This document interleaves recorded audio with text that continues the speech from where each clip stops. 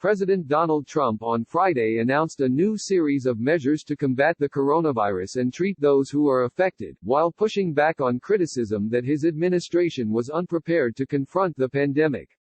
Speaking in the White House Rose Garden, Trump declared a national emergency that could free up $50 billion to help fight the pandemic and said that he was empowering the Secretary of Health and Human Services to waive certain laws and regulations to ensure the virus can be contained and patients treated. To unleash the full power of the federal government, I am officially declaring a national emergency, Trump said.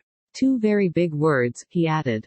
Trump said the action would open up access to up to $50 billion for states and territories and localities in our shared fight against this disease. Flanked by Vice President Mike Pence, Health and Human Services Secretary Alex Azar and other top federal officials and corporate executives from companies such as Walmart, Trump said that the ability to waive certain laws and regulations would allow for easier admission to nursing homes and end limits on the length of hospital stays and the number of beds available. He announced that 1.4 million new tests for the coronavirus would be available next week and that 5 million would be available within the next month, although he added that, "I doubt we'll need that quantity." He also said there were plans to allow drive-through virus tests. In an unusual and lengthy news conference, a parade of business leaders took turns speaking after Trump, before the president and other federal officials made additional key announcements related to the administration's coronavirus response. Download the NBC News app for full coverage of the coronavirus outbreak. Trump shook hands with several of those business leaders as he introduced them at the lectern, a breach of best practices recommended by public health experts across the United States. After the corporate leaders spoke, Trump and other officials finally announced additional measures to confront the pandemic, which included the waiving of interest on federal student loans and the purchase of large quantities of oil for the U.S. Strategic Oil Reserve. Officials also said they would be offering guidance to suspend all visitations to nursing homes, with exceptions being made only for end-of-life situations. Nevertheless, the stock market, which had in recent days fallen 20% from its latest high, delving formally to bear territory, reacted favorably to the announcement.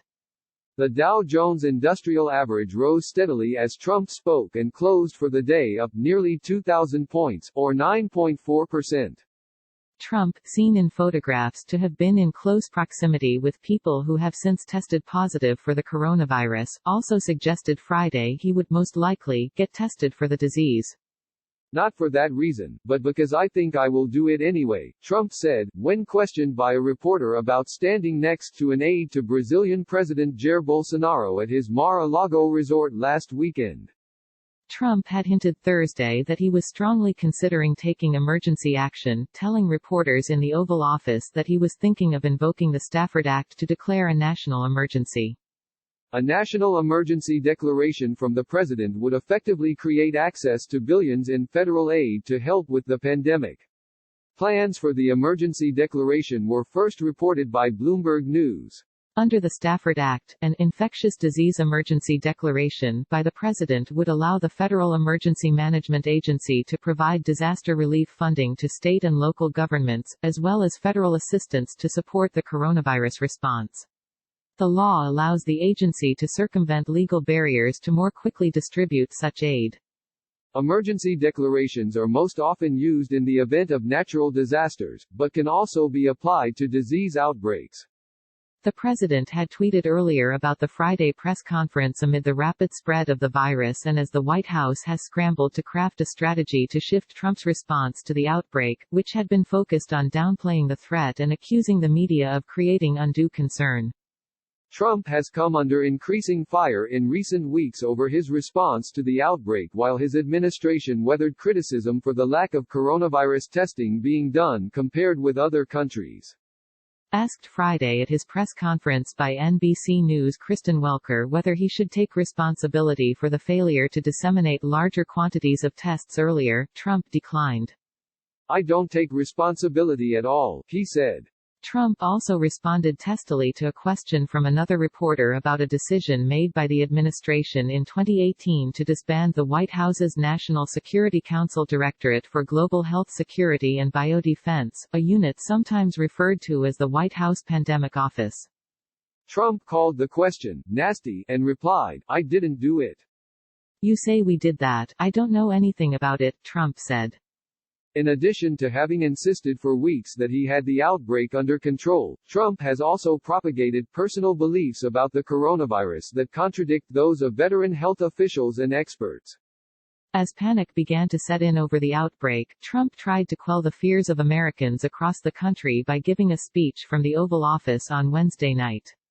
He announced that he would ban many foreign travelers from Europe for the next 30 days and offered a series of economic relief actions to help workers and companies deal with the outbreak. But his speech was met with swift pushback after he misstated several aspects of the policy and failed to propose any new action to combat the outbreak domestically. Health officials in recent days have sounded the alarm, warning the public that the outbreak is likely to get worse.